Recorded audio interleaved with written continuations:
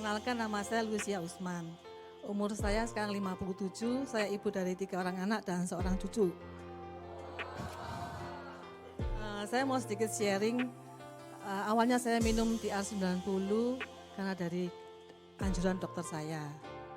Waktu itu saya udah kenal udah 8 tahun. Waktu itu dokter saya masih dalam keadaan gemuk, pas saya kontrol lagi 6 bulan kemudian, dia udah beda banget, udah keren banget gitu. Saya jadi bilang, dok kok bisa kurus gini dok? Dia ngomong, saya ikut program TA90, apa bohong mau ikut? Waktu itu kan emak saya juga gak baik, saya bilang enggak lah dok. Gitu. Lain kali aja. Berjalannya waktu, saya juga udah lupa masalah TA90 itu karena saya bolak-balik ke dokter. Dokter gastro, dokter internis, karena emak saya kan gak baik. Sampai saya udah bolak-balik lah, udah ngabisin uang banyak, saya juga udah capek, udah putus asa. Titik puncaknya itu akhir tahun Desember. Malam tuh saya batuk terus gak berhenti-berhenti, nafas saya tuh sesak. Dada saya kayak ada beban berat gitu. Saya ketakutan, besok pagi saya ke rumah sakit. Saya ke dokter paru-paru. Dokter paru-parunya nganjurkan saya untuk di X-ray. Hasil X-ray-nya tuh bagus semua. Terus dia lihat riwayat saya di komputer, dia bilang, ibu ini ada GERD ya? Dia bilang iya. Ibu kembali ke dokter gastro aja. Karena GERD kalau nggak disembuhkan lama-lama jadi bronkitis dia bilang gitu. Besoknya saya kembali ke dokter gastro. Dikasih obat sama dokternya seminggu, oke, nggak sembuh-sembuh juga. Saya disuruh balik lagi seminggu lagi. Terus teman saya ngomong, Lus, biasanya kalau jantung itu juga sesak nafas. Saya pikir juga, ya mungkin juga deh. Soalnya saya kan diminumin obat kok nggak sembuh-sembuh. Nafasnya tuh masih berat banget. Saya ke dokter jantung. Dokter bilang, ibu kan udah 50 tahun ke atas. Sebaiknya ibu di CT scan aja. Saya di CT scan hasilnya seminggu. Saya seminggu kembali ke dokter jantung. Dokternya bilang, bu jantung ibu ini bagus. Nggak ada flek, nggak ada penyempitan. Klepnya juga bagus lah. Kiri kanan, kiri oke semua. Kalau ibu ada GERD, lebih baik ke dokter gastro atau internis. Sembuhkan aja bu, dan jangan terlalu lama. Ya, balik lagi saya ke sana.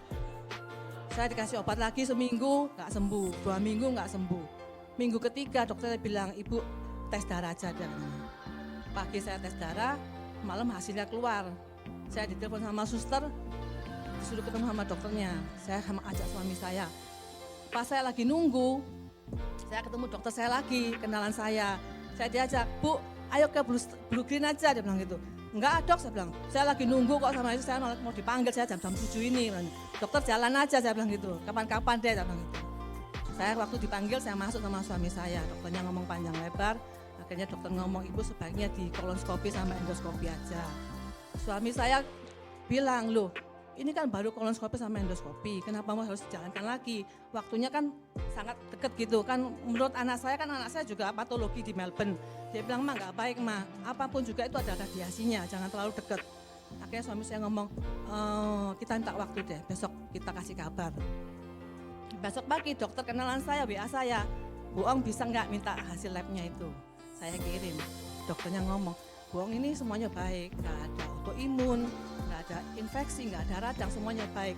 Udah nggak usah kolonoskopi sama endoskopi, ibu ikut saya aja, minum Nuskin, dia bilang gitu.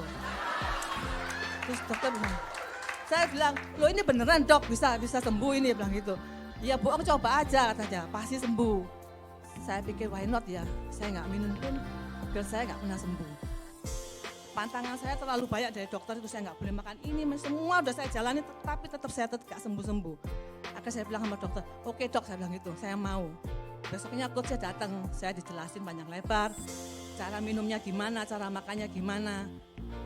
Saya dipantau terus pokoknya, setiap hari saya di WA, gimana bu perkembangannya. Selama seminggu oke lah, nggak ada masalah apa-apa dengan mas saya.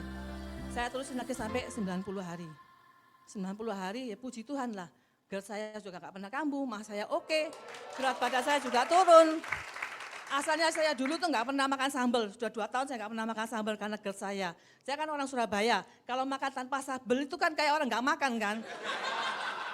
Tapi puji Tuhan sekarang saya bisa makan sambal udah. Semua makanan yang dilarang sama dokter itu semua saya sekarang makan oke nggak masalah lah. Anak saya lihat perkembangan saya juga bagus, akhirnya dia juga mereka semua pada mau ikut. Saudara saya, teman-teman semua pada mau ikut lah. Ya sekian seperti inilah sharing saya. Semoga sharing saya ini membantu orang-orang yang punya problem GERD seperti saya. Terima kasih.